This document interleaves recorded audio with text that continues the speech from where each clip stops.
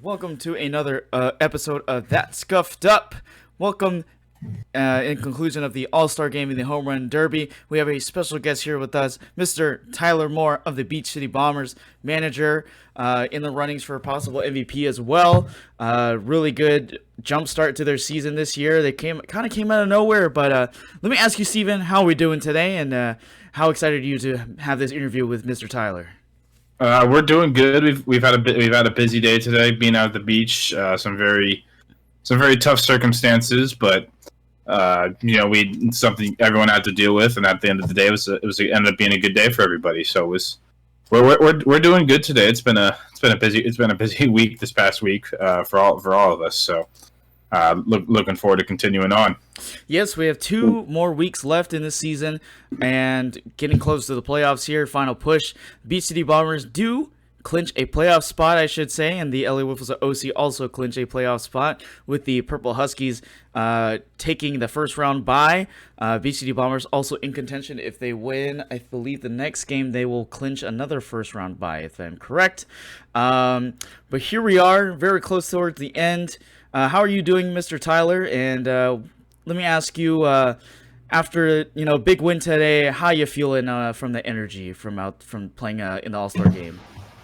I'm doing good. My first All-Star game, it was quite the experience. I would say about 50% walk weight from everybody. It's very tough circumstances to deal with, but overall, I had a great time. I really enjoy doing things like that where we go outside of just Great Park on Tuesdays. It really makes me feel like I'm part of a community, and I really enjoy it. Yeah, that's kind of the idea of how everything is run. We kind of tried a lot of newer ideas this season, especially this beach series with your guys' team. Went away with a 2-0 record in that as well. First time we had extra teams besides the LA Wolves OC and then also the formerly known Plastic Pitches team heading out there during that series. But we got a lot of questions lined up for you, hoping to get some really good answers here today. I do want to add one new piece of news. Steven Hayden has finally won his first All-Star game as a member of the winning team. So welcome, Steven, to the club. Congratulations. How do you feel? Wow. Any reactions? It's a little bit depressing. It's taken 5 tries now. A little bit not the greatest way to have a game, but at the end of the day, a win is a win. So yeah, you were electric out there, man. So we'll get into this more later, but I was able to lock in the pitching a little bit and things like that. We were able to come away with a very low-scoring victory, so we'll get into that more a little bit later. Yeah, you can talk about the wind all day and everything. I think the All-Star game from one season ago was a crap ton of home runs. I think there was at least 15 to 17 home runs per batter. This year was like 4 to 8 or 9 or whatnot. And then the All-Star game became the home run derby with everybody just hitting bombs with the wind, right? Actually, fun fact, the All-Star game last season was 2-1, the final score. So kind of a weird flip of the, circumstances or whatnot. But let's get into the interview questions. I got a few of them for you here, Tyler. Let's begin off with, the very start. How did you find the league, and what's the biggest thing you want to accomplish now being part of Orange County Wiffleball for almost a single season? So I found the league looking around. So I work full-time. I don't go to school, but I had just gotten done taking a one-class semester type deal at Cal State Fullerton, and I was going to do that again, and I got rejected because of some issue. They didn't let me in the class, and so I got denied. And so I wanted something to do during the week, like an extracurricular activity. And then the idea kind of came to me. I'm like, I play wiffle ball in the backyard with my brother all the time. Let's see if I can find a league. And so I think I went to my Google and typed up like just wiffle ball league, Orange County area, and Orange County wiffle ball was the first thing that came up. And I was like, this is perfect. This is exactly what I want. And I would say the biggest thing that I want, obviously, is a championship. That's what I would like to bring. I feel like we have the team to do it this year. I'm feeling really good about our chances. So I definitely want to bring home the ship. For sure, yeah. You and your brother Zach are kind of leading in a lot of departments. You know, pitching looks really good. You guys took that really big jump this year. The hitting as well. You're leading the league in home runs currently with a whopping 15. Obviously, your brother won the home run derby championship, but that's pretty big representation for you guys. You guys have a lot of free agent guys on your team as well. I don't know if you want to talk about some of those guys and how big they've been for your team, especially. Is there anybody you want to give a shout out to from your team that's kind of been really the big jump? I know Ryder Johnson has been like one of the bigger guys for you guys. Yeah, absolutely. I wanted to give a big shout out to Ryder Johnson. He came out and he struggled the first game, trying to get a feel, and ever since then he's just been lighting it up, man. I mean, he's hitting. I have his stats right here. I came prepared. Ooh, Yes. we like that. Right now he's batting .514 with a 600 on base percentage, so I don't think you can ask for much more out of a guy. And then also I wanted to shout out Will Cantrell too. He's one of the best leadoff hitters I could ask for. I put him in there after like 2 games, I think, just trying to shake some things up. And this man sees a lot of pitches. It's not reflected in his average so much, but his on base percentage is more than twice as good as his average. His on base percentage is .475. So that tells you a lot about that. And even on at bats that he gets out, he sees so many pitches, and he really sets everything up for the rest of his lineup, because by the time he's done with one at bat, we've seen pretty much everything the other pitcher has to offer. Yeah, I mean, the jump you guys had this season, and I mean, we know, like, you've been able to hold on to a really good record with just 1 loss so far this year, and I know a few guys have been absent here and there. It's been kind of spotty for the lineup and everything like that, but it looks like you managed things pretty well. So, here we are. You guys are sitting in the 2 spot, overcoming a lot of different things at the beginning of the season, in lower seed, projected lower seed, like at the very beginning of the season, but then, coming out on top now. So, I guess my question is, what does that message send to the rest of the league? What kind of things are you guys trying to go for here?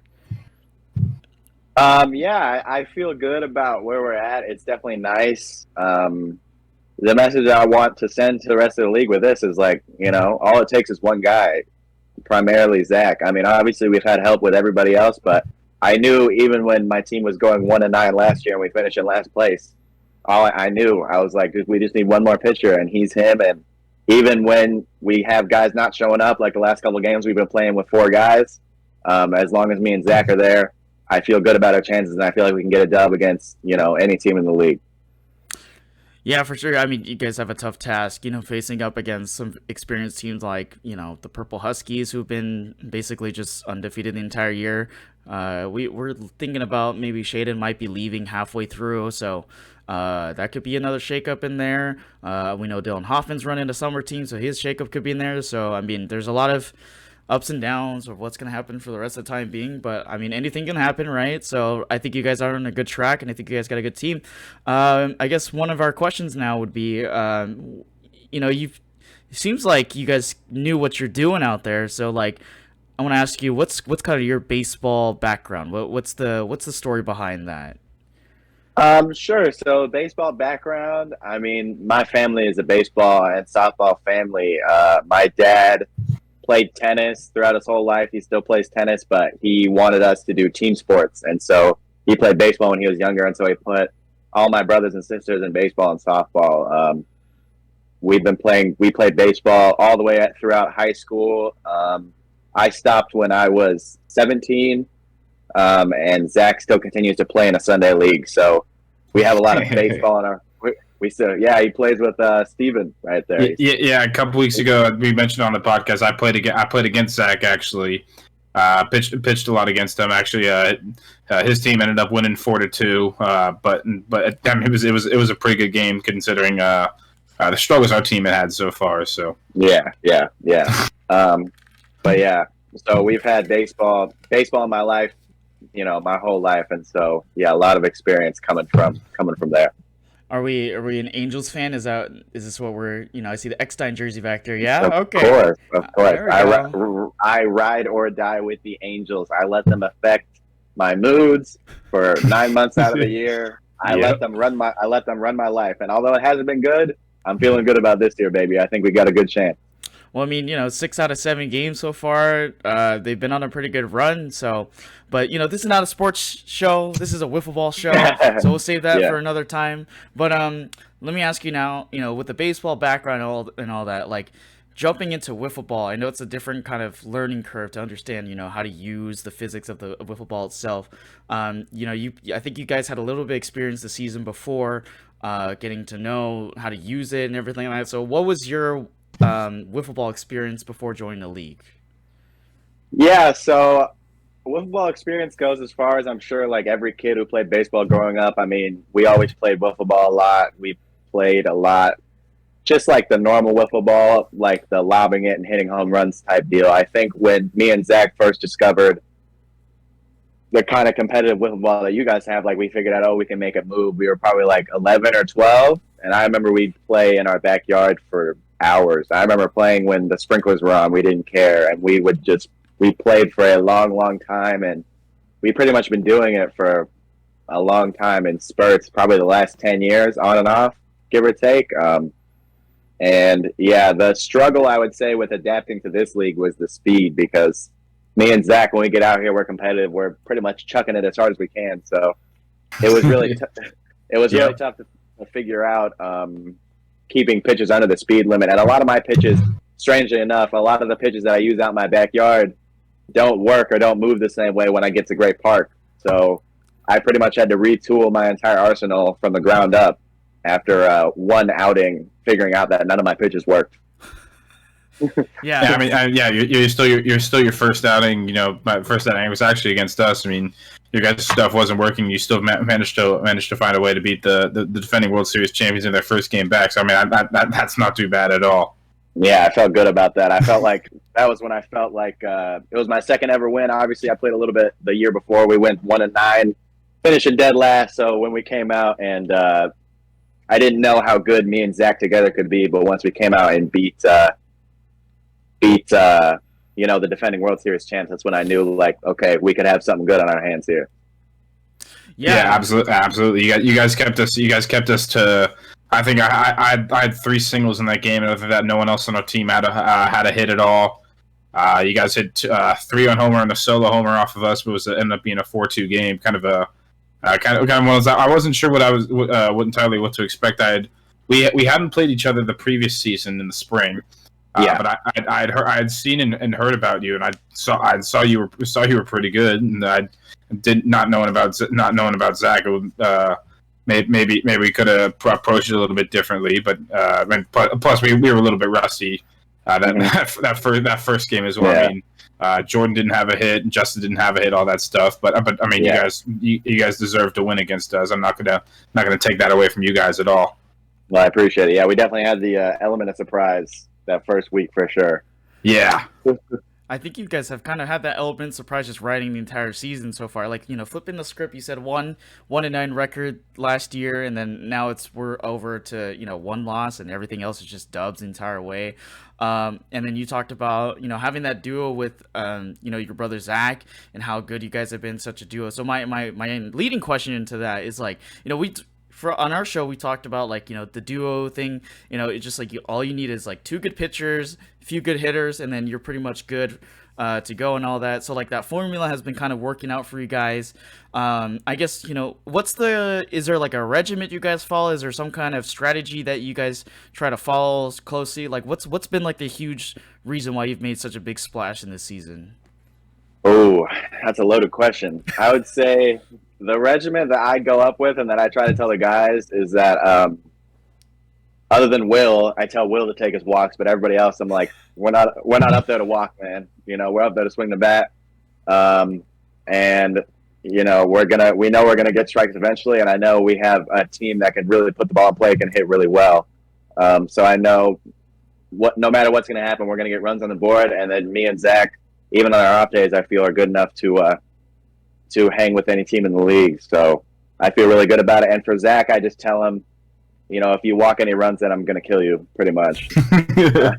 Being on a team that was bad last year, man, far too many times I had to sit in the outfield after going like 4 scoreless and watch, guys walk in 7 or 8 or 9 runs, and it was just pain and agony for sure. So I tell my guys, I'm like, as long as we don't rock any runs in, I don't care if we lose 10-0. If it's all hits, I'm good by that. And I tried to preach the message. I brought them together after our first win against you guys, and I was like, I want us to have fun. If anybody's not having fun, then I want to know about it, because I don't want anybody to come out here and think it's a drag and think it's like too competitive or anything. So like, I'll make sure, like, I'll ask everybody, I'll be like, are you happy with your spot in the lineup? Are you happy with what you're doing? Is there anything I can do to help you guys out? And I just feel really good about it. I feel like our chemistry is really good, and I feel like we mesh really well as a team, and I think that definitely helps us win.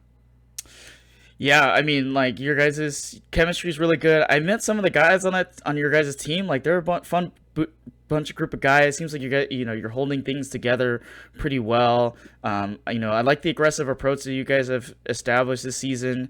You and Zach have just really blown things out of proportions in terms of, and I think you guys have a bright future if you guys are still around. Like, you guys got the snazzy jerseys, right? You guys got the swagger and everything like that. Like, I like the kind of theme that you guys are trying to set up here, and hopefully your guys' team is around for a long time. And I don't know, is there any plans for like setting up a social media, or do you guys think eventually you'll go play some like tournaments? Like, Steven and I have been playing in some tournaments out there. Like, would you guys be interested in doing stuff like that? We'll have to see. Drake Hoffman asked me if I wanted to go play some tournaments with him, and I would personally be down. I would be happy to come play some tournaments. It just depends on the retention we get in our team. Like you guys said, we have a lot of rookies on our team, and so I'm not sure how many of them are going to return. I already got confirmation from a few guys. Zach's not fully into this, so I'm not sure if he's going to return. Depends on what he's going to do. But I'll roll with the punches, whatever comes. I know I'm going to keep doing this because I enjoy it. Whether it's with Zach, with these fire jerseys, without them, whatever we got to do, I'm happy to keep coming out on Tuesdays. It's something that I enjoy and something that I look forward to doing for a long time.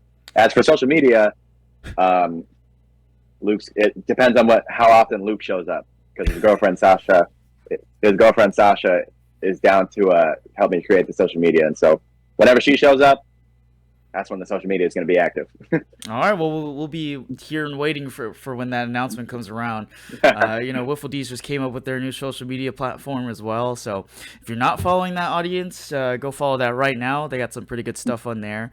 But let me ask you, I want to actually get a fact check here. You guys you two are brothers, you and Zach, right?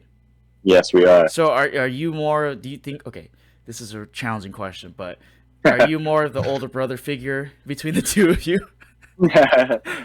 Well, I am 1 minute older than him, so okay. I try not to let him forget that.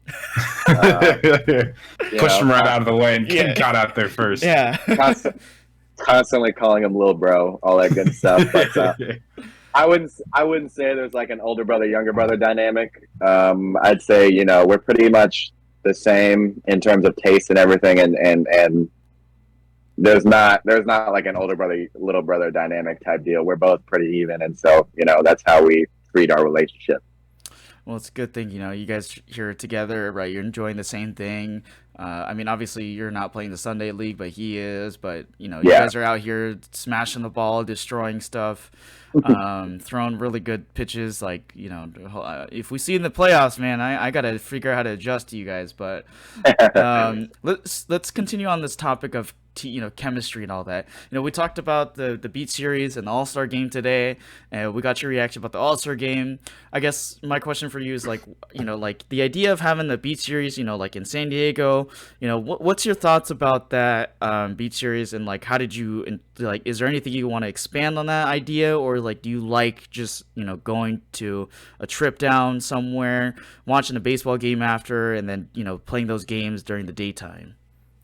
Yeah, so personally, I loved it. It was great, especially great for me because I have two sisters who live down in San Diego, so I was able to stay with them, and they were able to come out, and we made it like a whole family affair, and it was a lot of fun for me. And I love that we can go down to San Diego and do things like that. Like I said, it really appeals to the community aspect of this league, and it makes me feel like, that I'm a part of something bigger than myself. I feel like I have like some built-in friends over here, which was nice for me. And it's something that I really enjoy about this league. And, a huge reason why I'm going to keep coming back is I don't think I have yet to meet a guy that I don't like in this league. A lot of cool people, in it. You did definitely miss some things from a season ago, but that's actually we don't need to. Yeah, we don't need to do that part. We're good. Just move on. But talk about the wise guys. That's not who we're thinking of. But we're not thinking anymore. Just keep going. Keep going. We'll keep going. We could cut that. Yeah, I'm the one that's doing editing, so I know that one's gonna. Wise guys are good. Wise guys were good. Yeah, they were chilling. There's a few guys. They were good. Yeah.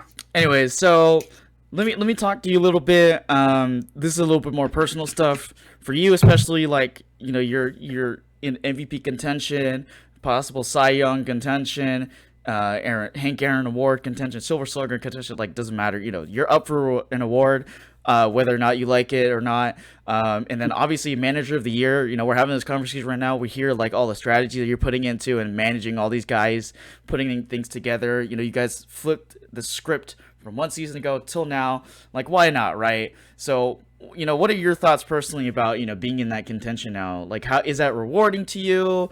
Does that tell you something about yourself? Like, what's the story?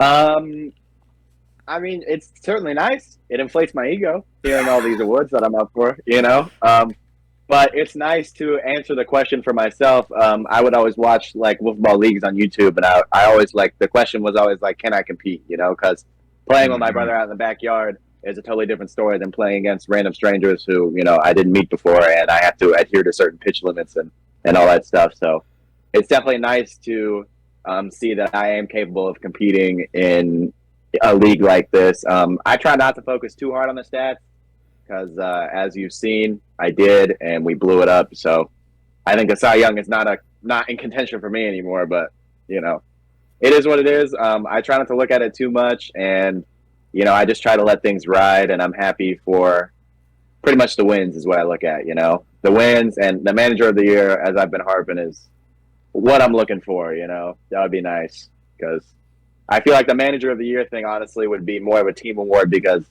I don't do too much managing. My management style is I ask guys what they want to do, So if Zach's feeling good, I'm like, hey, do you want to go one more? And he says, yes, I'm good to go. And then I ask guys, I'm like, how do you feel being bumped down? How do you feel being moved up?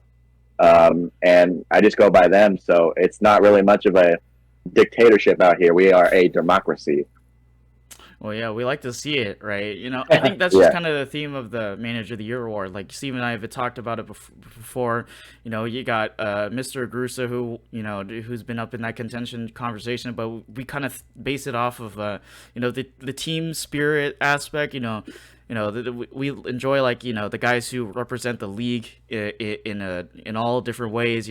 Have a respect for the other team, playing their hearts out, and just having a good time. I think that's just kind of the goal that we're going for. We're coming somewhat towards the end of this conversation, but let me ask you.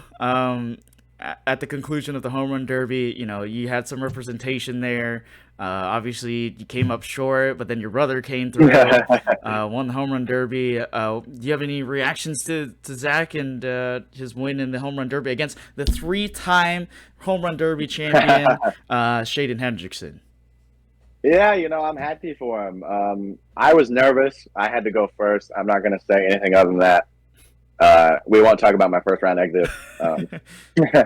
But yeah, I'm happy for him. You know, it's nice to see him get the fulfillment that he wants out of this league. And you know me, I hate dynasties. So I don't know if you heard me screaming, no dynasty around these parks. So I'm happy to see somebody new take the crown.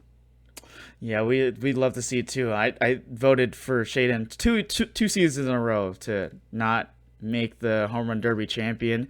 This year obviously finally came to fruition. Last season ago did call me out on the post home run derby interview, but here we are. So congrats to Zach, winning that home run derby championship. But let me ask you, for the rest of the season going on, you got 2 more games to go. Very close to getting that first round bye. You guys have a chance to cure it. Obviously head to head, you guys won that first game of the season against us, so you guys kind of running away with it up there on the board. What's kind of the expectations for the rest of the year, and how are you guys going to prepare for your first ever playoff appearance? Expectations is to just keep doing what we're doing. I don't come out like expecting a win or expecting a loss. If we play our best and lose, I can't be mad at my guys for that. Even if we play bad and lose, I can't be mad at my guys for that. I just know our guys are going to keep showing up. We're going to keep doing our thing, which is kind of, just doing what we do. I let the guys take care of themselves. And for expectations so far, I don't want to put any expectations on our guys, no pressure, but I would be pretty happy if we at least made it to the championship, and obviously winning the championship is the whole goal, but it would be nice to see a team turn around from last in the league to making the championship in one season. That would be really awesome. So that would definitely be a goal that I'm looking for. All right. Well, let me switch it over to Steven. You have any comments, questions, or anything like that for Tyler before we let him go here? No, I've just kind of I've kind of let you go with the lead here. Just kind of been interested in what he has to what he has to say. Obviously, it's been a very big turnaround, as you mentioned, 1-9 the previous year, to now you're 10-1. You guys have officially secured a playoff spot. Actually, I believe you guys have officially secured the first round bye as well. I'm not sure if that's confirmed, but I'm looking at the records. It's very likely that you guys will clinch a first round bye as well. Just kind of that jump on difference. How are you feeling? How are you feeling about that to go from down low the previous year? Maybe not as help as much as you might want it to being up now in the 2 seed fighting for that number 1 spot. It feels great. I'm happy to be in this position. I was saying, to be grinding out those loss after loss after loss. I think we took 6 losses last year by 1 run, or anywhere from 4 to 6 losses by 1 run last year, and those were just some real heartbreakers. But it's been super nice to see us turn around and see even me. I've had plenty of bad days, especially on the mound. I haven't been pitching great as of late, but it's nice to see that I have a team around me who can support me on my bad days, and we can still be able to grind out those victories. And seeing us being the number 2 seed, it's a pretty great feeling. I can't lie to you guys. Looking ahead to the playoffs now. Are there any teams you are a little bit more worried about facing once you get there, or any teams that you think we got some stuff we can do a lot better than what we've been seeing so far? The only thing I think about is that the unfinished business we have with Drake's team. I'm not sure what I can't remember what team they are, but the team that we lost, the Purple Huskies, yeah, the team that we lost to. I felt like that was our second game, and we didn't perform our best. We lost 8-3 or 9-3 or something like that. But just basically unfinished business with them. I feel like if we play our best game, I think we can definitely handle them, and that's how I kind of look at them. If we keep doing our thing, keep playing our game, it's going to be very hard for these teams to compete with us. So I feel confident going into any matchup that we got going so far against anybody. I feel like we have the ability to beat any team in the league, and I feel like we are the team to beat in this league. And I can't help but feel good about where we're at right now. Gotcha. Yeah. Right now, if we were going to the playoffs today, you'd be facing either the winner. You'd be facing the winner of the 3 and 6. The winner of the 4 and No, yeah, the winner of the 3 and 6 game, right, which is the Wolves of OC and Whoosh. Do you have any concerns about either of those two teams, or do you feel pretty confident against both of them? Well, Whoosh, I feel good about. LA Wiffles of OC, I mean, half our team, it was their first game when we won, so I can't help but feel good with a season's worth of experience under those guys' belts now that we can come in there and beat, you guys on any given basis. Don't take offense to it. I just have a lot. None taken. We take it on the chin. Last year we entered the playoffs as a 4 seed, and ended up making the whole thing. And I found it very much. I found a lot of it relatable when you're talking about. You just sometimes need that one guy to be able to help you out. Before it was a lot of our team. It was me and Justin pitching. And while Justin was good at times, he did have his struggles at times, and it was hard to get through some games. The previous summer we actually finished second to last. We finished like 3-8. In the fall season we finished 4-7, which we just missed out on a playoff spot. But then you talk about you just need to find that one guy, and I went to go find Jordan, who was a little bit frustrated with his team situation. Which you can go see which people can go see if we want to learn more about Jordan. You can go look at, I believe it's episode 4, where we talk about the World Series and things like that. We get into, why he decided to join us and why he decided and his experience with us. But his first season with us, we won the championship. It's looking like a very similar thing, where you guys get Zach, you guys get a couple new free agents, and you guys are looking like a really tough team to beat. Obviously one of the tougher teams, if not the toughest team to face. You guys have the biggest run differential in the league right now, and you guys have scored the most runs. And overall as a team, you guys also have a 3.12 ERA as well. It's been a very good turnaround to see. It's really been the surprise team of the year so far. You don't always know what to expect. I'm glad you guys are continuing to do well and looking to continue to do great things come in playoff time. Yeah, we definitely. That's how we kind of go into. That's our mindset. Is like, hey, we're the surprise. Nobody expected us to be here, but here we are. So let's show everybody who we are and what we're about. And I'd be remiss also if I didn't give a shout out to the rest of my team. Charlie, my old man, love him. He's a real good gel guy, and he's also been hitting very well too. He's also got a 500 on base percentage. My boy Josh, he's really starting to kill the ball, especially as of late. And Luke, he's always there. He's good for a home run. Love the guy to death. He's always got something funny to say, whether he's trying to be funny or not. And that makes up our team, man. I feel like it's a great team, and I feel like we could beat anybody, any given circumstance on any day of the week. Absolutely, yeah. Absolutely. Go for it, Justin. No, we love. No, I'm good. I'm good. Whenever you take it over. Oh, okay. Yeah. Well, I guess my question, short follow-up question. I'm trying to remember what I was thinking here, but probably good indication that you guys are this. Sitting in the second seed. OC Wiffleball has never had the number 1 seed win the championship ever, so you guys might be in a pretty good spot, to be honest. So I want to stay in that 2 seed. Yeah, literally, I think that's probably the way to win it, is just stay in that 2 seed and better start throwing some games. Yeah,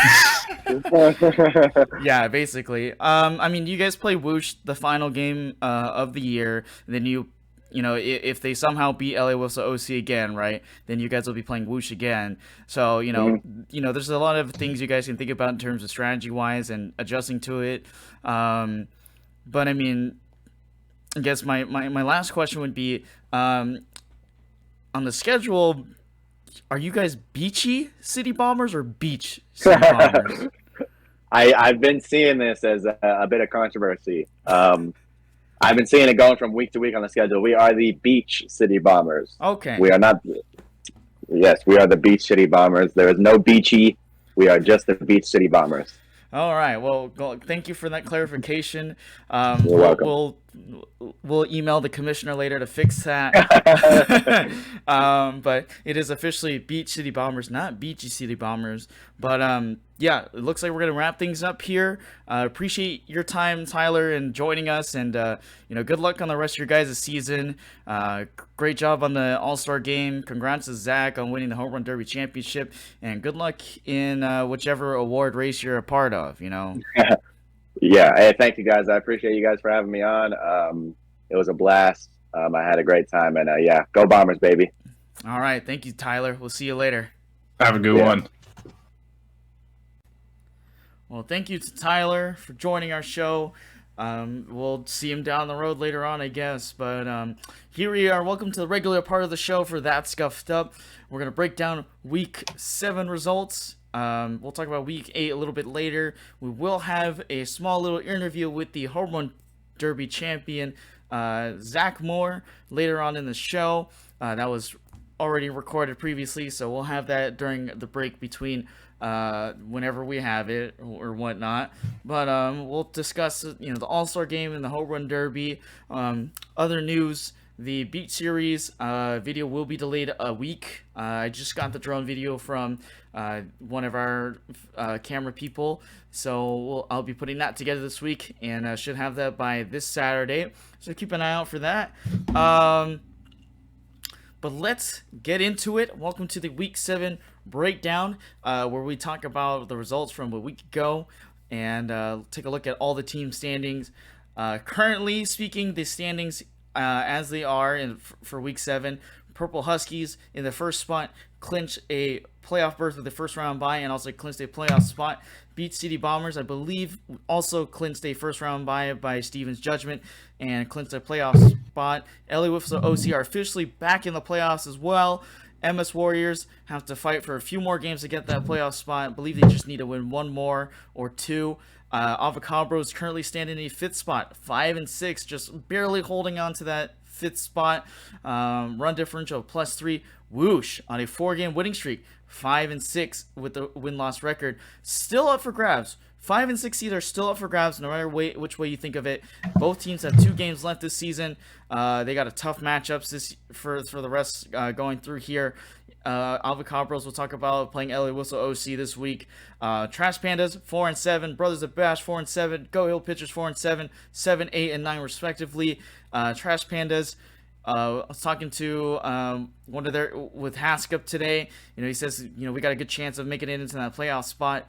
But for real, any of these teams really have a good shot at making that as well. Wiffle D is holding a 3-8 record. Bad News Dingers 3-8, and Angel Hernandez strike zone at the very bottom with the 12th spot. Let's talk about the Week 7 results, and let's get into it with the first game of the day. Bad News Dingers taking on LA Wiffles of OC. Actually, that might be... Well, there was a swap between those games, actually. So, LA Whistle OC actually played Whoosh for the first game, and then LA Whistle OC played Bad News Dingers at the 8:30 spot. So, let's actually skip it over. Let's go to Whoosh versus Brothers of Bash. Whoosh, previously on a 2-game winning streak. Obviously now they're on a 4-game winning streak, which we'll talk about later on, taking Brothers of Bash. Whoosh, 11-7 victory in the 625 spot in Field 2. Huge win for them, obviously. Yeah, their battle for the playoff spot continues. They came into this week as the 6th seed, sneaking up there at 3-6. A lot of wins at the bottom there, but it was Whoosh that was able to get away with the 2 wins here. Just a very close game between them. Brothers of Bash, as we mentioned before, not quite the same as they were last year. A little bit different chemistry, stuff like that, and it just hasn't looked the same from what I saw as a year ago. But overall, Whoosh have been catching fire lately. We're pitching better and hitting well as well. Just some great things overall from Whoosh lately. They've kind of needed, at least recently. Their team ERA has gone down. Donald's gone down to an 8.72. He was at a 10 before. Ryan Miller actually looked surprisingly good on the mound. He's had some success on the mound before. We'll get into it later. Maybe some different circumstances may have caused that to be different, but overall, Nick Yusoff is hitting great. Then you have a 5.15 average, 6.14 on base percentage. easily above the league average in terms in both of those, and they just continue to have a great season. Especially given where they especially a great 2 weeks.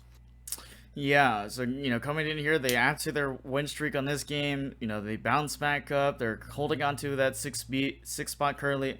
But any chance that they might fall, which there is a pretty big possibility that they do, because we talked about with Tyler, they eventually play the Beach City Bombers at the very end, according to the remaining games on their schedule. So that's a tough matchup in itself anyways, but if Whoosh is able to keep up with those guys, they certainly have a good chance of doing so. But next game going into, we got Wiffle D's, who are sitting at the 2-5, taking on another 2-5 team, the Trash Pandas. This one actually came out pretty close. Trash Pandas took away the win, 6-5 over Wiffle D's, and it puts them in a pretty good spot to try to go fight for those 2 remaining playoff spots in the standings. Yeah, very close game between these 2 teams. It makes sense from the 8 and the 10 seed. Just a very close game overall. With Wiffle D's, they've been figuring out the pitching and things lately. They've been getting a lot better in that aspect. Brian Garza continuing to pitch better. Kevin Norman pitching better as we go along here as well. And Alex Harris has really been kind of their standout this past few weeks. Dropping down to a 3.23 ERA with 22 and a third innings and 37 strikeouts. Just didn't end up being enough at the end. We know the Trash Pandas can hit, and with the improved pitching of Mo Wright, he's been great on the mount. He's been great, big improvement for them. He might be a potential work for something if we had a Player of the Season award, it could be him. But overall, the Trash Pandas are still in this position to fight. They're baseball guys. They got the chemistry. They can make a move at this, sitting at the 7th seed. They can make a move for the playoffs. If they have a chance to do so against either against Whoosh or the Avocabros, Avocabros kind of fell off this past week as well. Yeah, Trash Pandas, their run differential is starting to get up there. They're getting close to those positive numbers. The good pitching from Mo Wright, obviously. Michael Haskell had nearly 2 bombs in the All-Star game today. He's been really good stat-wise for them.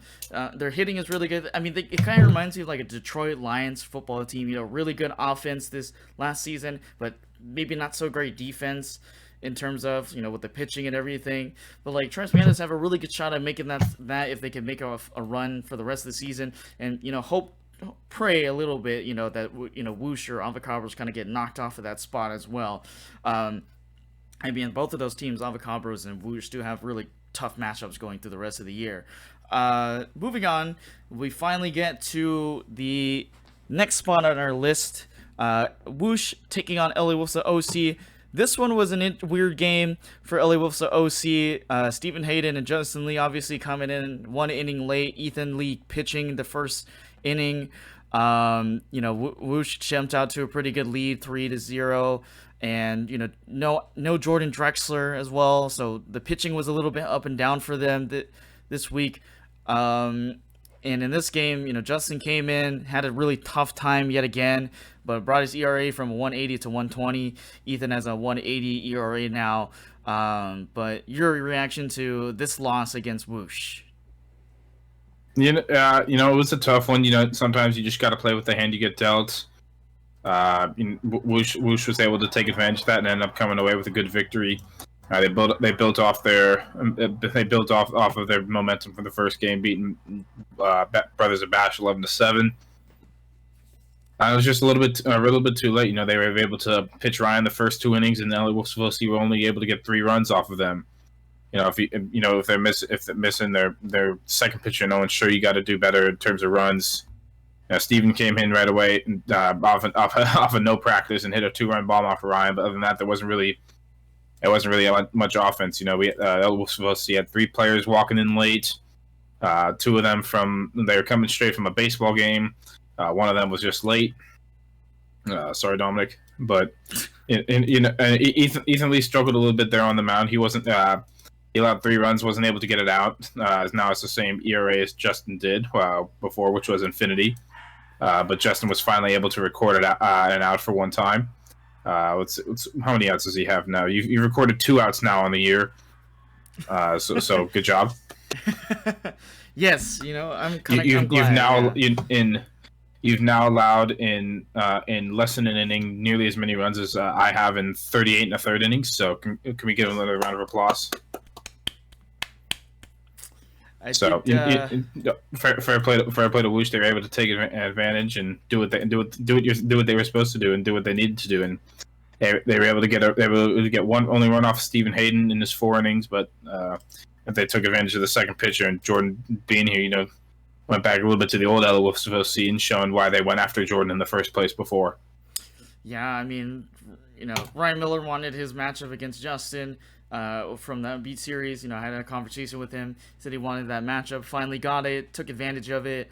Only walked for the most part, no hits against him, but there was an interesting spot. And then shout out to Chris, who had some really good hits in that game as well, kind of picked up the pace for the LA Wiffleball OC alongside Steven Hayden, who obviously still doing really good, catching up to Jordan in the home run lead. Still the best hitter on the LA Wiffleball OC, doing things as he should have, and obviously putting him in the MVP conversation now ahead of Jordan because of his absence from the 2 games. So here we are, and we'll talk about. Or maybe he was there beforehand. He was there beforehand, but obviously maybe he wasn't. Maybe that guy Steven was in front beforehand, but who knows? Yeah, who knows? But I mean, he probably was. Yeah, once the season's all said and done, we'll look at the numbers and everything like that, and I'm for sure Steven it probably is in front of that conversation right now. Moving on. Now we get to the next part, the 725 games. Obviously, Woosh and OC played at 725. Trash Pandas take on Bad News Dingers, and Trash Pandas going on a run here. Coming away with a win, 13-3 against the Bad News Dingers, and they add on to a 2-game winning streak, and obviously that was the kicker that put them in the conversation in the first place. Yeah, another big win for them. The Trash Pandas continued to hit in this game and were able to limit the runs versus the Bad News Dingers. Bad News Dingers did need this one, as they now drop all the way from the 7th seed to the 11th seed now in the playoffs. We'll get sometimes one game can make a big difference for you, and you dropped all the way from the 7th seed to the 11th seed after this game, things like that. So not a great sign for the for the Bad News Dingers, but things can still be worked to try to turn it around for them. They're only 2 games out of being the playoff spot with 3 games remaining. It's going to be a very tall task, and they need a lot of things to happen in front. But in this league, you never say never, especially with some of the stuff that's happened in the past. But overall, I just can't talk enough about Mo Wright and Michael Hascup. These 2 have been great for this team. Provide a lot of power and a lot of pitching. Michael Hascup's one off the home run lead with 14. Even Andrew Swanson's got an on-base percentage over 500, as well as Mo Wright.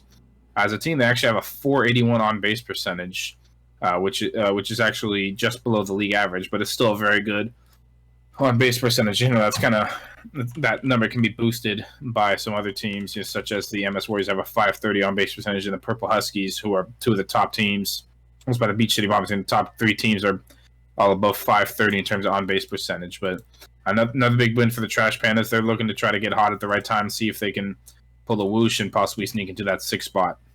Yeah, I mean, you can talk about Mo Wright being in that team MVP conversation for them. Pitching is starting to look really good for him, and the batting has always been pretty good for their team.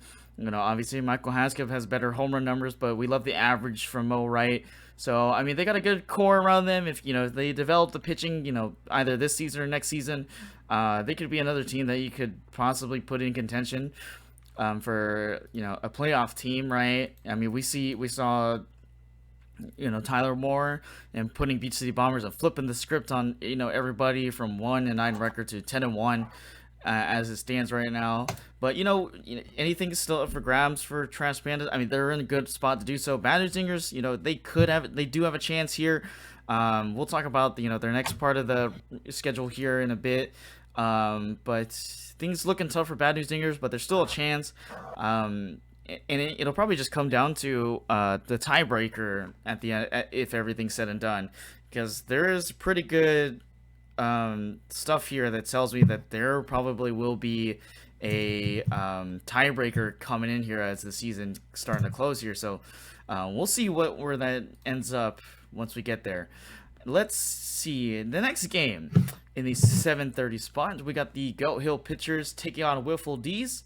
Obviously, Goat Hill Pitchers, Anthony's team, did get blown away against Wiffle D's. Wiffle D's taking a 2-0 win against Anthony Agarosa's team.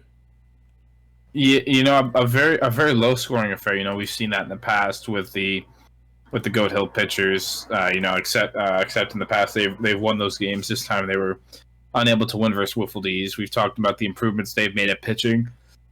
It's a group that wants to learn and get better. It's really enjoyed their time in the league. They want to keep improving and get better as a team. So fair play to them. They're starting to figure it out. It's not been quite the year, especially for Anthony. Anthony with a 3.22 average, 4.59 on base percentage. Those are numbers I'm sure he would want to be higher. But Matt Horn's just still having a good year for the team. 4.35 average, 5.19 on base percentage with 9 home runs. He's 6 off the lead right now, but he hasn't been at all the games yet either.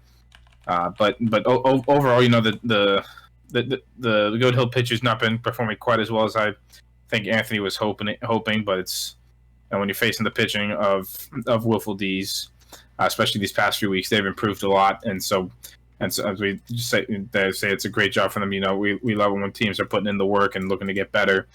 As they put in, they're in the 10 seed right now. It's gonna as we mentioned before with the Bad News Diggers at 3-8. They're gonna need a lot of things to happen to be able to get into the playoffs, but it's a good sign for future seasons to see where they're at. You never know what may happen, what people may leave or may not come back for the fall season that's starting on September 12th. But we'll see. We'll see how they're able to improve. They get the bats going a little bit more in certain games. I think they can be a potential playoff team. Yeah. I mean, I think they're establishing themselves in the league. The pitching is looking like they're starting to improve a little bit for them. The Garza brothers obviously trying to work things out. Kevin Norman looking pretty good on the batting side. And they have, the Instagram, right? That's what more proof do you need to say that we're going to be in the league for a while? So, looking forward to seeing them adjust to new things and come back stronger next season. And they still got a interesting chance to go for it as well. I can't say it enough. The standings are just all over the place right now. Any of these teams can take any of those spots as it is. And speaking of which, our next game, the Avocado Bros taking on the Brothers of Bash, and Avocado Bros fell to the Brothers of Bash in an 8-7 game. So that's an indication that anything can happen for sure. And this no different for the Avocado Bros. Taking that L on their record, and they still holding to their spot in the seeding, but could be another challenge for them going through the rest of Week 8 and Week 9. Yeah, probably the biggest upset of this past week. You could put Whoosh beating out Wilsonville C, but you can put that a little bit more down to who was there and who wasn't there at certain times for Wilsonville C. But this was a pretty big upset here. Brothers of Bash were able to get the offense going in this game and against the Avocados, who are known for having high scoring games, but they weren't able to get it going versus Brothers of Bash. Nick Hedges has improved, has been doing better pitching. He's got a 6.80 average, 20 strikeouts in 15 innings. Brian's got a 9.33 average ERA, I should say, with 23 strikeouts in 18 innings. They're not quite the same as they were last year, but they're still there. They're still a team with a lot of experience and a lot of the team that wants to get better. They have a 2.80 average overall, 4.50 on base percentage though. Especially Brian's been getting on base a lot, getting a lot of walks. He has 25 walks on the year, which may be tied for the most in the league. I'm not entirely sure, but I believe I've seen 25 from the likes of Owen Schur and things like that. But and also guys like Charles Phillips and Will Cantrell for the Beach City Bombers. But it's just about Bryant's just being patient up there, and they were able to pull away with a surprising victory this week for versus the Avocados, who really kind of needed this game, especially considering that they were playing the Beach City Bombers next. But overall, it was a great win for Brothers of Bash, who are trying to keep their playoff hopes alive as they sit in the 8th seed. Yeah, I mean, the Avocado Bros, taking on LA with OC coming up here in a week this week. They got a tough challenge on them, so I think they definitely needed this game to go their way. And in the end, they walked away with an L in a very tough game, losing by 1 run against Brothers of Bash, who were a playoff team last year, and evermore it puts Brothers of Bash in a better position to try to swap their spot. If it ends up Avocados take another loss or 2, and Brothers of Bash are tied with them, I think Brothers of Bash would basically be in front of them if we're looking at the rules for tiebreakers and all that. I want to definitely go into some of those specifics later on in the show about the tiebreakers and stuff, because I know that was a big issue for Avocados last season when they got taken out of that spot versus the Brothers of Bash. Actually, Brothers of Bash snuck into the playoffs, and Avocados were just right there, and they got cut out of it. So I think we need to clarify those for a lot of people, with the tiebreaker rules and everything like that, because those definitely was a conversation for the board members this year, and I think we've taken a lot of attention into looking at those close records in the standings. Next on our sheet, we have the most anticipated game of the entire week with the MS Warriors taking on the Purple Huskies. Now, this one was interesting because as I understand, MS Warriors were actually ahead of Purple Huskies in this game, but once Dylan Hoffman came off the bump, everything kind of went downhill after that. So 10-5 victory for the Purple Huskies. They remain undefeated on the season and secure that first round bye for them. Yeah, congratulations to the Purple Huskies. They've been great so far this year. They've only allowed 27. They've allowed the fewest runs as a team, only allowing 27 on the year. They have the second best run differential at plus 81, and they sit 1 game above the Beach City Bombers. But they've officially clinched their first round bye, which means they will not play in the wild card round. That means they'll either be the 1 or 2 seed. The one seed is not secured from them yet. They would need to win a couple more games. I believe the magic number for them would be 2, as they've beat the Beach City Bombers before. But overall, they beat every team in the league so far. They've played every team. They've beat them all right now. They're going to be a very tough team to face. It'll be interesting to see once Shaden is not available what will happen. But overall, it's a very good game. We talked about earlier the LA Wiffleball missing Jordan Dreschler. MS Warriors were missing Joey Ponder this night. Their second pitcher. They tried Kyle Froome. They tried Garrett Munoz. They tried even their reserve player. Their guest player they brought in Nathan Beckley, but he was none of them were able to get. None of them were able to hold off the offense of the Purple Huskies. MS Warriors were leading 4-0 at one point in this game. Unfortunately for them, they could not pull away with the victory, and it now moves them down to 4th place. It's a tough situation for them to be in. They were sitting in the 3 seed, looking to push for that 2 seed, and then that loss at the Beach Series and that loss here, 2 losses in a row for them. It's hurting their standings. It's most likely going to leave them as the 4th seed, but which will be interesting because there's some complications with that day of the 20th of whether Dylan Hoffman and Kyle Froome will be there that day. So they really needed this one. It was a game I predicted they would win, but they were not able to. Had I known Joey wouldn't be there, I probably would have predicted differently and sort of said the Purple Huskies would have won. Yeah, right. I mean, the pitching was an issue for the MS Warriors. That's been their biggest thing this year. Joey Ponder's been the second pitcher for most of the year. Obviously, he was absent this one. They had some questions about absences this year. Dylan might not be might be gone for some of these since he's running his summer team with the SoCal Mavericks. So they're in a really interesting spot, and I'm kind of intrigued to see how the rest of this might go. Depending on whether they win the rest of the games or not, we could see a shakeup in that 4th spot now if we're talking about the same thing. All they just need to do is win a couple more games and secure that playoff spot, and they're officially in, right? So, still a low chance for a lot of these teams to kind of steal their spot in that fourth seed. I think they have that basically somewhat secured, but anything can change through the last 2 weeks of this year. So I think it'll be interesting to kind of just watch and see, basically.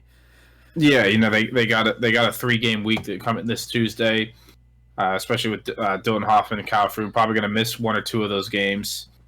It'll be interesting to see how they do. Hopefully they get Joey and Garrett to show up, and maybe they get another person or something like that to be out there.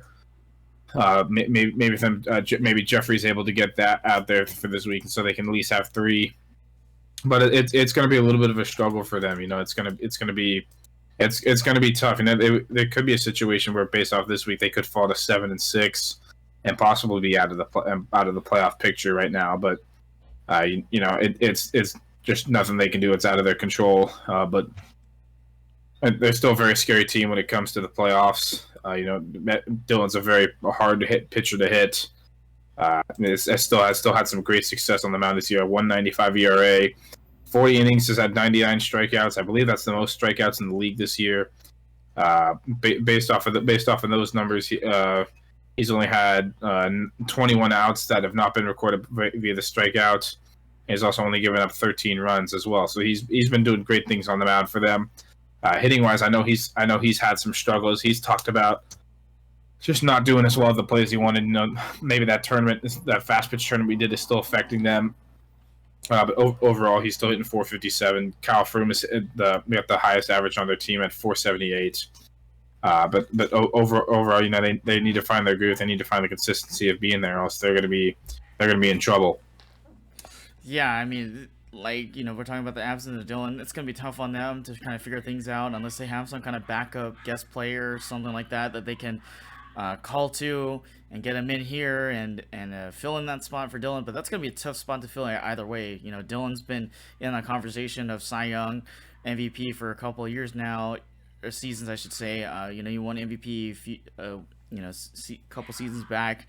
So it's a lot shoes to fill for sure for them. So kind of interested to see how that will end up. Yeah, absolutely. It's gonna be tough for them to. Hold on, I'm gonna cut this part out. Oh. Okay. Can you hear the dogs? I could, yeah. I just wasn't sure if you were not trying to think of what to say, and I need to fill in, or. I was hoping it'd go away by the time I was done with my thing, but I guess. What you want your dogs to go away? No. I meant the sound, them barking. Keep that on the podcast. I'm going to the next game. This one was actually pretty interesting. Beach City Bombers could have been upsetted here, and Avocado would have put themselves in a really good spot in the standings.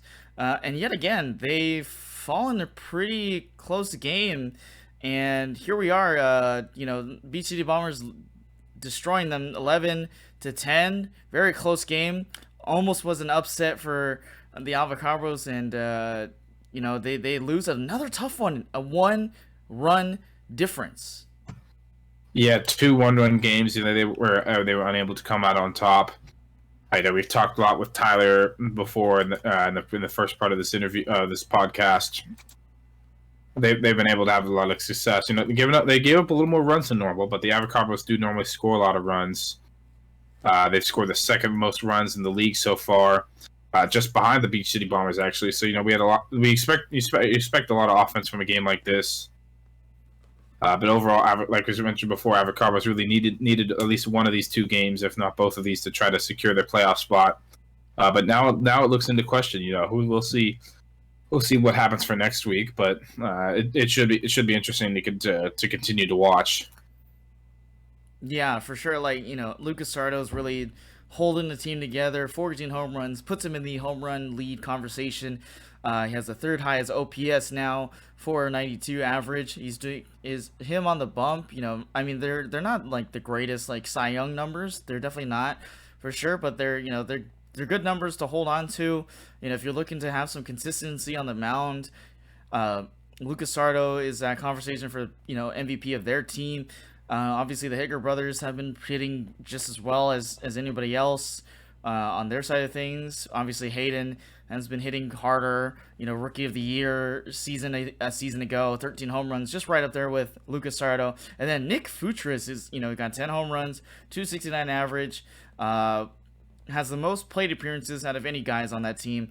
Only 21 hits though, and look, I mean, they've got the bats. It's just the question about the pitching and stuff like that. Can they compete with the teams? Obviously, they show you in this game that they can compete with anyone. Beach City Bombers really had their run of their money on this game. Nearly took a loss on their record as well, but that's tough when you're we say tough being on the 3-game losing streak, but it's tough when you lose 2 games in a row by 1 run on both games. Like that's a momentum killer for sure. Yeah, exactly. It's unfortunate for them, and it kind of puts their situation into some question. Sitting at 5-6, Whoosh being 5-6 as well. Now maybe Whoosh could jump up into that 5 spot. They have the Cabros, as we mentioned before. They still got to play LA Wolves of OC. They have to play this coming week. They play LA Wolves of OC and Whoosh, so they'll be right in that competition in the final week.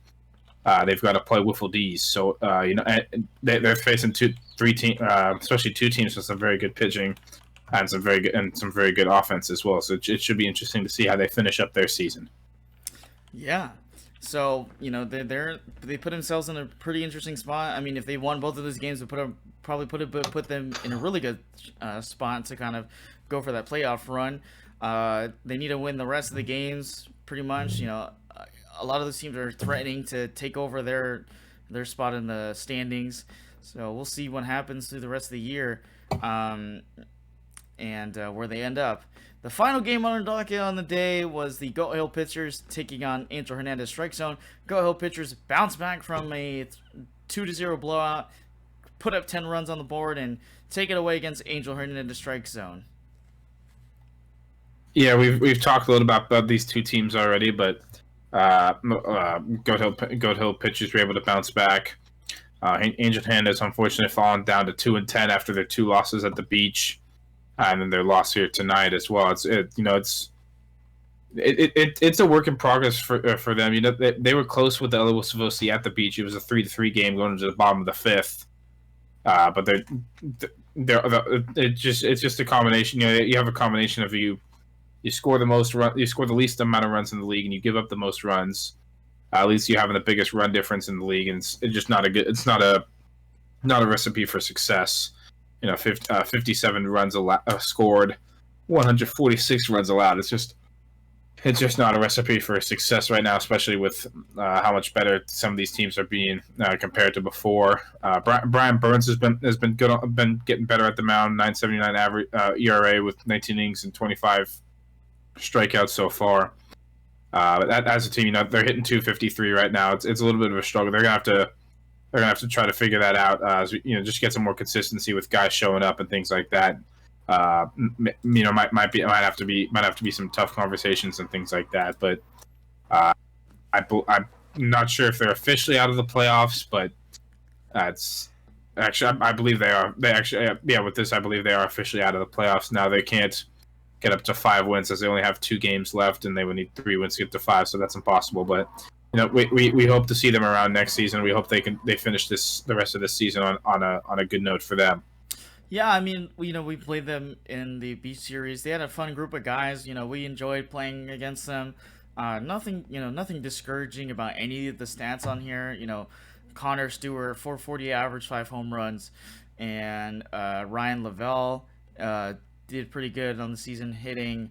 I like their mentality. They seem like a really nice group of guys, and it's the first season they've created this team. Nothing discouraging. It's a learning process when you come to wiffle ball and everything like that. So it's an adjustment thing, and it's whether you're committed to getting better, and just the biggest thing is just have the fun. That's the biggest thing about this. Learn the process, have fun, improve it if you can. And it was a tough season for them this year, and we hope to see them come again next year and add to that competition board that we got here. Go Hill Pitchers, on the other hand, Anthony usually holding things down on the pitching side. Lauren Caruso did pitch a few innings in this game, looked pretty good. 6.51 ERA now in 8.3 innings pitched.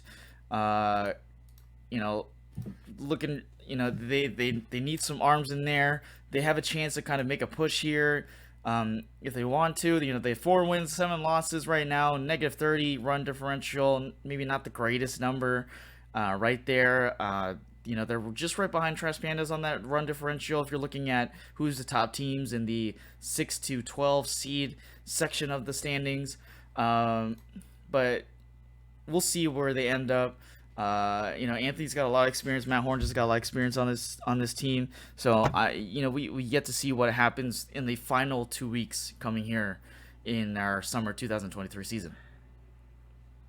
Yeah, exactly. Yeah, we got to see what Figure finds out.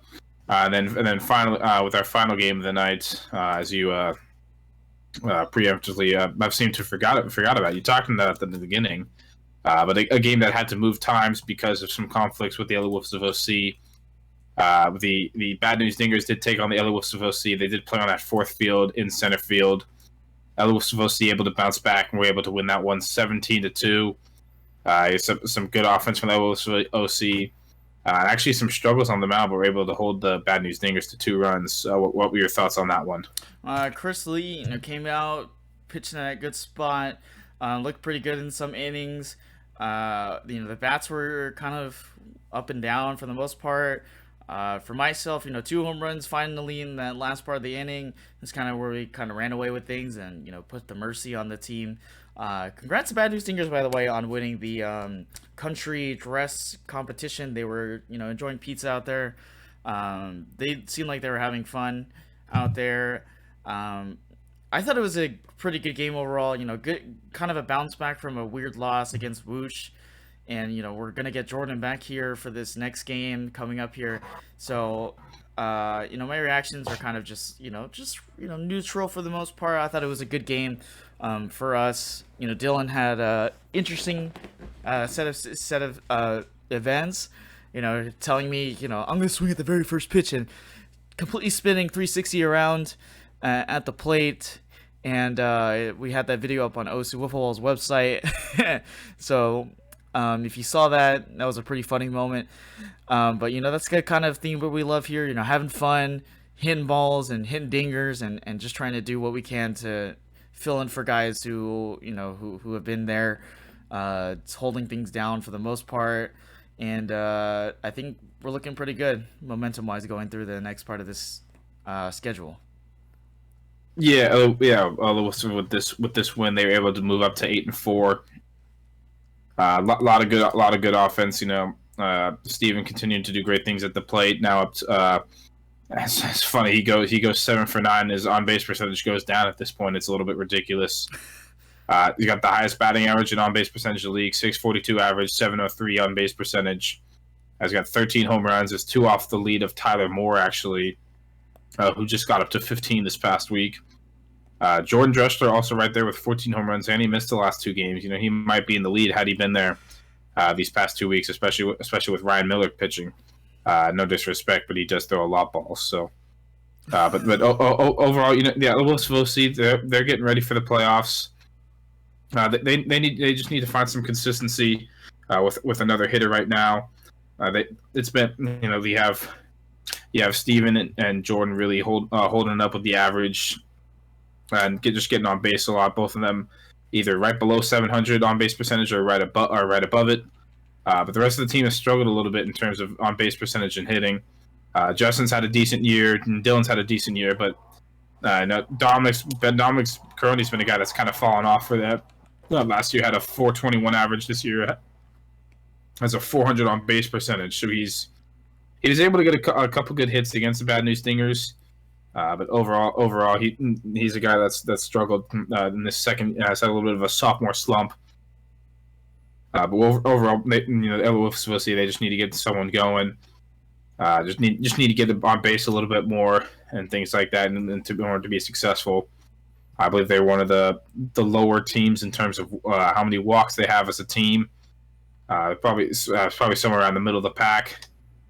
You know, if they could just get a little bit more on base and stuff like that, just be a little more patient with some hitters, especially if they have to face a team like the Beach City Bombers in the second round of the playoffs. They're gonna have to be very patient because last time, as we mentioned, we already talked about what happened last time the Wolves of OC played the Beach City Bombers as well. So overall, Steven's been probably an MVP front runner. Down to a 188 ERA, 38 innings pitched, 83 strikeouts, and only 12 runs allowed. Jordan Drescher's been great on the mound as well. 25 and 2/3 innings pitched, 51 strikeouts, and a 4.92 ERA. And is going to continue being a lot of those two, and see if they're able to get a third or fourth guy to come along hitting. Yeah, I mean, those are fantastic numbers for MVP conversation. I mean, yeah, we'll see what goes on for the rest of the part of the season. I know, some of our bats have to kind of get alive and activated. Justin Lee in the All-Star game, home run, triple, one single, couple walks, and one strikeout. So maybe that's an indication that things might turn around. Who knows? It depends on, what happens in these exhibition games between, the last two games of the year for LA Wolves as they're getting ready to make that playoff push and get things set and in cement for their team. So we'll see where they end up, and also all the other teams that will be out there. Well, that ends things for the Week 7 breakdown. We still got plenty of things to talk about. We could talk about the All-Star game and the Home Run Derby, which concluded. Congratulations to Zach Moore on winning the Home Run Derby, finally dethroning Shaden Hendrickson from that top spot. Actually did face Shaden in the finale, and in other news, True Hendrickson had also played for the very first time in the Home Run Derby. First time we ever see True in that spot. He's been missing because of work for a few times. The wind was a huge factor out there today.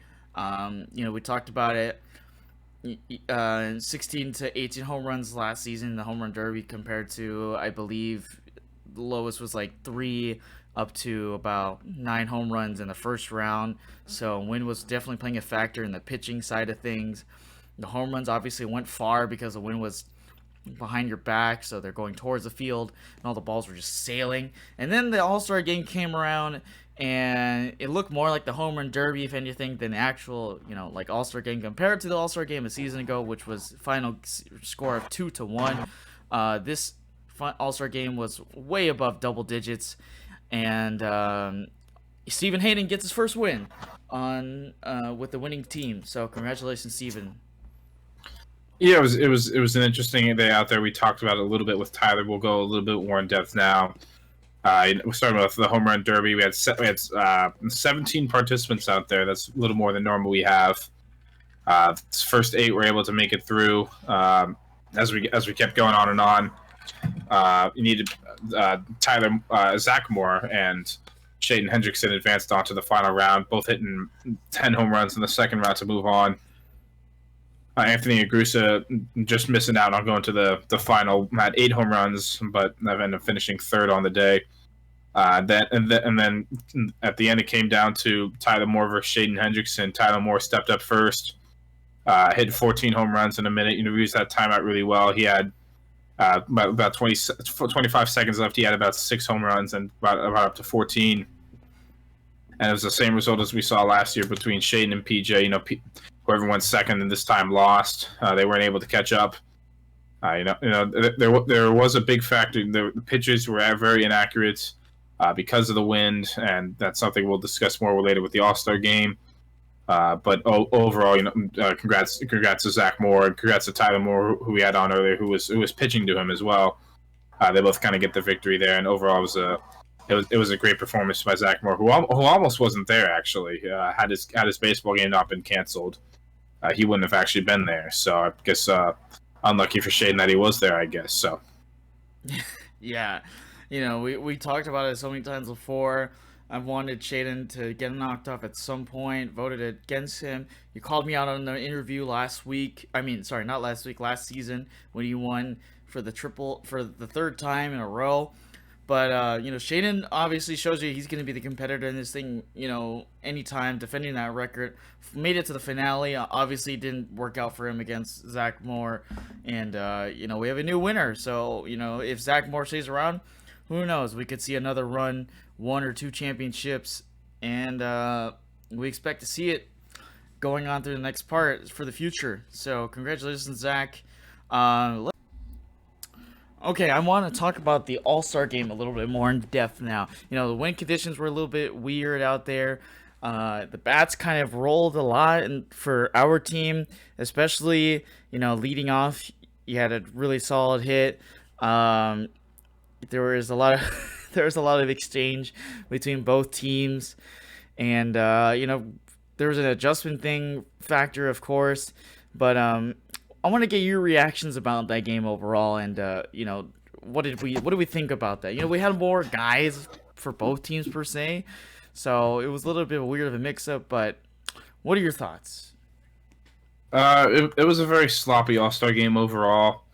We've had some of these in the past. In the spring of 2022, it was a 23-20 game that was only in 4 innings. This game also today was also in 4 innings as well. We wish we could put on a better show for this. The previous 2 All-Star games have been very good. The fall 2022 one, actually going to 10 innings, being a 5-4 game. This past one being a 2-1 game, but the wind made it very hard for a lot of the pitchers to throw strikes. It was really kind of Steven and Anthony who could find the strike zone a little bit. Steven having the most success out there on the mound. He pitched 2 2.5 innings, only gave up 4 runs, which is good considering the fact that the team gave up 11 other runs in an inning and 2/3. And that included the last inning, which we didn't give up a run, and Steven didn't pitch. Before that, we gave up 11 runs in that first inning between Tyler Moore and Dylan Hoffman. So a little bit unfortunate for them, but overall, very offensive game, especially team Steven and Tyler on the winning side. Steven going 3 for 3 with 4 walks, not getting out one time. Justin with a home run and a triple. I believe every person on our team had a home run. Some with 2, and even for the Anthony's team, they were just seeing a lot of pitches. There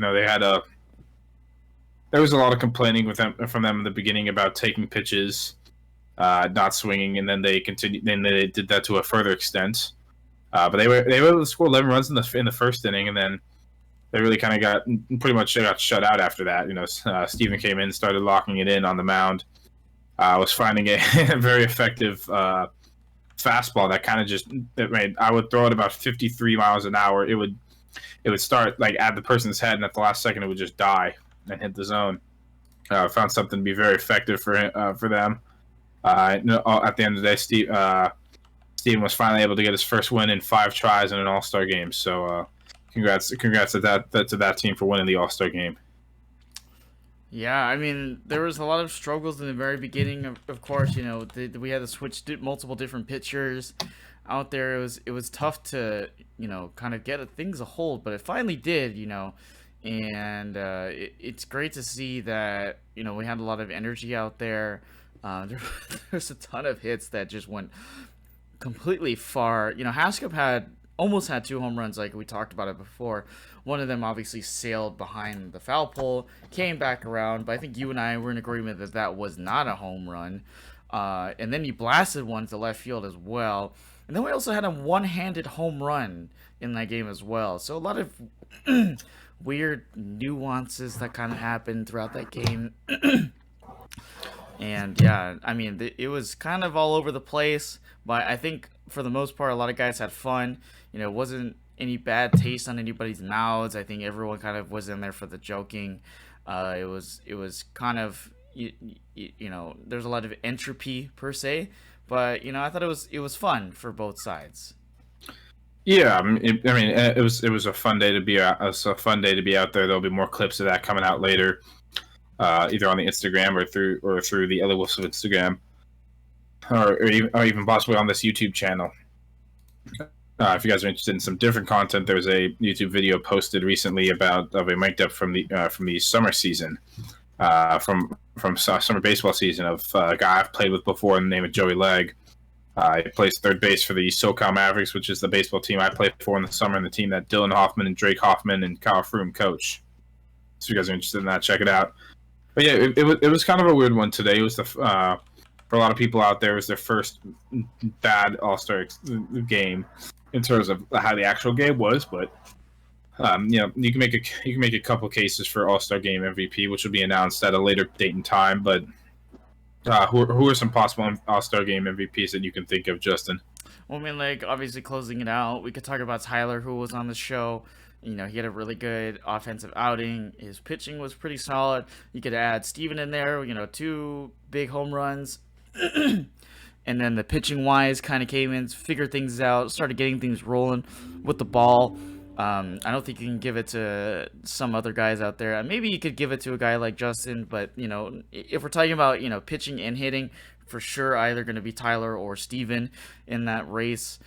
Other than that, Dylan kind of came in, didn't pitch that great. Hitting wise, he did pretty good, but I think for the most part, it's between Tyler and Steven at the very top of this conversation. Yeah, I believe both these guys had 2 home runs on them. Tyler did get out once, while Steven did not, and Steven did pitch 2 1/3 innings, while Tyler only recorded 3 outs on the day, only got an inning's worth of outs. So it'll be interesting to see who it ends up going to. I mean, do you have a guy that you're favoring for the All-Star Game MVP right now, or do you want to keep that a secret? I'm gonna hold on to it, and I'll let the board members vote on that, or whoever is voting on that, and see what the numbers say, and then we'll talk about that once the end of the season's over. Gotcha. Yeah. It'll. I mean, probably say like maybe Steven's in the front run right now, but Tyler's right there, and there could be a case made for either one of them potentially. So. But yeah, we'll see what happens there. And I thought it was overall a good day. A little gloomy out there. History with the All-Star Game, it's been kind of weird, gloomy. Maybe a little bit of rain here and there. We had the huge rain one time for one of I think it was either the Beat Series or the All-Star Game. But whenever we play at Balboa, conditions are always wild over there. So if you're headed out there in the future, whatnot, to play in the Beat Series or the All-Star Game, just a heads up, it's going to be windy conditions. You got to know how to adjust to it. I mean, I thought people were going to start throwing balls up in the air and they'd, go past the strike zone, float up in the air, and then fall right back into the zone. And then everyone kind of questioning, is that a strike, right? So it was kind of that conversation out there with the wind and everything like that. But it's always a fun time when we have the All-Star Game. 2 seasons ago, we had it at the Tustin Sports Park. And, different story there. That game was really close to the end. Extra innings, walk-off double, fight between Bobby Petty and Steven Hayden in that game. Really good. Not a literal fight, just like more like a battle between these two. Not like an actual fight. Right. We're not actually fighting out there. On opposite teams, right? And it became a pitcher's duel towards the very end.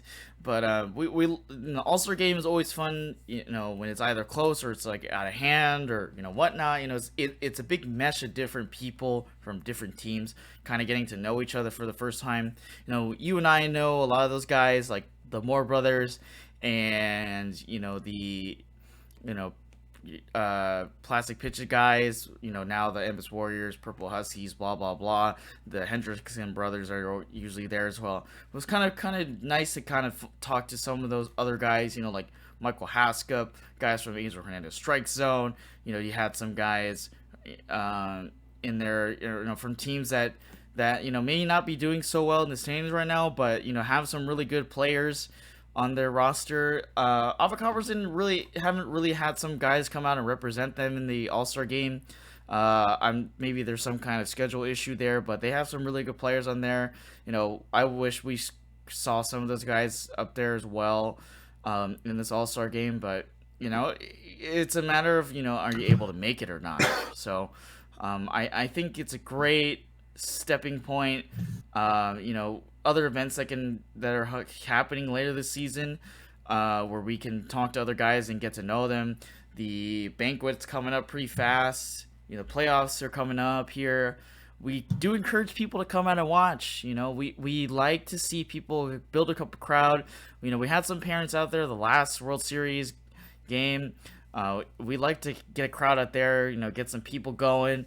We haven't really had that the last few seasons. Now we're starting to get some good attention out there. The golf tournament has always been a big thing for a lot of guys to kind of get to know some people. And then obviously the beat series. So, the more we have these events, I think the better it is for our community as a whole to kind of get to know everybody, lessen the tension between a lot of teams, because we play a lot against a lot of these guys, but we don't really get to, actually talk to them sometimes, unless, you're willing to kind of open up about yourself and have those conversations between one another. But I think, the community's been really well knit tight, from the past few from this season alone, with the beat series and all that stuff, and now the All-Star game. I think it's great, good signs, and a lot of positive things going on for the future of OC Wiffleball. Yeah, exactly. Yeah, there's a lot of promise for the future of the league. It's still a very young league, but overall, it was good to have everybody out there today that was out there. For the rest of the show, we had a small interview with Zach Moore, the Home Run Derby champion. We'll send it to him in a sec. We do want to talk about you, Steven. We'll talk about it in a second. But over at the field, we had Justin interview Zach Moore with the Home Run Derby champion. Get some final words from him on his reaction. And let's send it over to Justin with Zach Moore, the Home Run Derby champion. Welcome, ladies and gentlemen. I'm here with the brand new champion of the Home Run Derby, dethroning Shaden Hendrickson in over 3 chances that he's had. Won it 3 times in a row. Couldn't get it this time. How do you feel? I feel great. I told my brother as soon as I got in here, this is my league. I'm here to take over. So, does that tell you any chances about taking over the home run lead against your brother in this season or whatnot? As long as one of us has it, I think I'll be okay. Hey, is that an indication of what we might see in the playoffs when you guys get there at some point? Well, I don't want to reveal too much of the game plan, but basically, chicks dig the long ball. You know what I mean? So that's kind of the game plan. Well, we'd love to hear it, man. But tell me, overall, what was your thought process coming in today? What was the strategy that kind of won for you, especially? Really high and outside. As long as the ball floated, I knew I was going to be able to get it out. This field's pretty short. All you have to do is put the barrel on it. So just went up there hacking. Well, hopefully we get a bigger celebration out of you later on. But any last few words, anything like that? You're going to celebrate later today? Oh, yeah. We'll be celebrating sometime later as soon as this ends, and it'll be a good day. All right. You got any words for Tyler over there? He's a great BP pitcher. I'd love to hear it. All right. It's been Justin here with the new champion, Mr. Moore over here. We'll see you guys later. All right, thank you, Justin. Welcome back to the show, guys. As we're wrapping up the end of the show here, let's talk about something. Let's go on a little tangent here. Steven, you are part of the SoCal Wiffleball League. This past week, you had some games. Video just came out as we're speaking and recording this video. We saw some of the highlights at the All-Star game. Saw that video. If you haven't checked it out, go check out SoCal Wiffleball YouTube channel. It is under the National League. American League spring training video. Steven was highlighted in there a couple of times. Had some really good highlights in there about the 1 minute to 1:30 mark, if you want some reference on there. But I want to talk about your insight a little bit. Give us some words about that spring training game, and what is that gonna speak in mind for you and your team going into this upcoming SoCal season.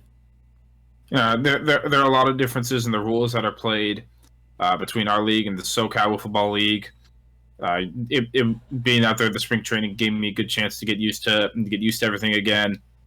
I've kind of got a balance between the OC Wiffleball rules, the SoCal Wiffleball rules, and the fast pitch rules, especially as of lately. I've had to do all 3 of those. But with the spring training games, it was a pretty fun game. There are 4 teams in the American League, and there are 4 teams in the National League as well, but today was the American League one, which I'm a part of. We mentioned before, I'm part of the SoCal Sharks. I was drafted number 4 overall by them. I had a pretty good spring training day overall. Was involved in a pretty nifty double play. Hit a home run on the second pitch of my at bat, and then my first at bat. I actually got to play against PJ Gordon, who used to play in OC Wiffleball previously, and but at the end of the day, his team ended up taking the win. If you guys want to check out the full video, there's more of that there. You can see some other videos and stuff. This coming week is going to be the release of the opening day of the league between the two teams who were in the World Series last year. I didn't see it, but from what I've heard, it's going to be a very good series. So make sure you guys tune in for that. But overall, today in the American League spring training, I went up against a couple of my teammates right now, and PJ Gordon. I was able to have some success, and also you get to hear me commentating the game as well. So I highly recommend you guys to come check that out. I was kind of highlighted, it was kind of a highlight of PJ and me in there. We both started on the game. I did pretty well overall. So if you guys want to check out more of that in a different style of league, feel free to. Yeah, I mean, looking forward to it. It looks like, really good draft pick, fourth overall pick for your team, the Sharks. It's good to see, you're picking up things and going to a fast pitch league. We're coming up here on some more tournaments as we go. But if you haven't checked that video out, go to SoCal Wiffleball YouTube page. Check that out right now. Some really good highlights on there. Steven, obviously, kind of that breakout guy in that spring training game. But as the week goes by, we're going to see more games. They've already had their opening series and everything like that. So the video will be posted on their page next Sunday. And, is there any excitement around your team? Where are you guys projected overall, and what is the outlook looking like for the Sharks? A personal outlook for me, in our division we have PJ's team, who's a brand new team. We have the Cobras, who had some success last year, but then actually the Sharks beat them in the playoffs this last year, and the Cobras lost some of their players. Actually, Sharks made a trade for their best hitter, or for arguably their best hitter last year. And then they have the Panthers. Panthers are one of the top teams in the league. I think we'll have a good outlook for the Sharks. I think we're gonna have. The real question is, how am I going to pitch and how are we going to hit? Being a new guy in the league, not a lot of people are going to know me pitching wise and things like that. It's going to be how are people able to adjust to me and things like that. So I think I'm hoping we have a good season. I'm looking to try to at least get to the semifinals, to possibly make it to the World Series in my first year as the league. But that's definitely the goal, is at least to get to that league championship series. And talk about tournaments and stuff. I just signed. They got another tournament coming on the 24th that I've signed up a team for. There's going to be 4 of us playing on that team. Justin is involved in that team. Jordan is as well. They have a special 4th player who I won't name at this time. But we'll be playing that tournament as well, and looking to potentially win that as well. So it's good to expand your horizon a little bit in terms of wiffleball. I'm very much into wiffleball. I'm very much looking to play as much wiffleball as I possibly can. So it's a good way for me to be able to do it. And spring train, it was good except for one moment, which you guys will see if you guys watch the video. But overall, I think it was a good day for me. It was good to get used to the rules again, get used to the pitching, things like that, get used to different type of balls and bats and stuff like that. We're getting the bases again. Those were all good for me. And then being able to commentate as well felt good again. Something I'd like to do, and something I've done a lot in the past. Maybe I could have done a little better job listening, as I've heard myself now. But if you guys are interested, please check it out over on the SoCal Wiffleball page. And if you're interested in the tournament, ask me about, and I can get you guys set up with that. Yeah, I mean, that's kind of the outlook OC Wiffleball's trying to go for. Trying to get some of those broadcasts set up and get some commentating on there. We've seen you commentate, the World Series 2 seasons ago with the Wise Guys taking on the Diablos team, and No. They Diablos. It was, they didn't play the Diablos. It was Scared Hitless. Scared Hitless. Okay. So we've heard your voice before. I've tried to set it up a few times where we had you and I do it, and then that got rained out that one season. But I noticed the SoCal jersey you got back there. Do you want to show that off a little bit and talk to us a little bit about that? Oh yeah, so the Sharks jersey, if you guys check out the video, is actually more of a navy blue jersey. This jersey, I was wearing it at the beach today because it's got some beach stuff on the bottom. This is a SoCal Wiffleball jersey. I'm also going to be participating in some tournaments and stuff with them. So this is the jersey we have. I got my name on the back and stuff, things like that. Be number 7. But these are sponsored by Stewart's World Clothing. If they're sponsored of the league, pretty nice jersey. I like the Triton jerseys a little bit more personally, but overall that's a pretty cool jersey and something I'm going to be more involved with their tournament team and stuff like that. Guys like Dustin, Van Wempel, and things like that. So I'm looking to do more of that in the future. Yeah, we'd love to see it. So hopefully, we'll see those videos of you. We'll talk about it more on the show as the weeks go by. And, when we get into the off season here and waiting for the summer tournament and fall season for OC Wiffleball to come by. So keep an eye on that update. If you haven't checked out the video, please go check it out.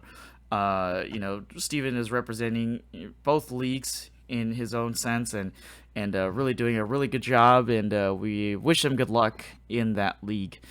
Yeah, absolutely. After you watch today's game, the next time I will be in a video will be July 2nd, I believe, is when our first series of the year goes. I haven't played it yet, but I'm hoping it goes well. Well, all right, we'll be looking forward to that on July 2nd. Mark your calendars, folks, and let's root for Steven Hayden and the rest of his team for the Sharks. As we get close to the end of this video here, we're getting close to the end of the season. I think for the next episode, we might try to get another guest on here, possibly Dylan Hoffman or some other guys from one of the other teams.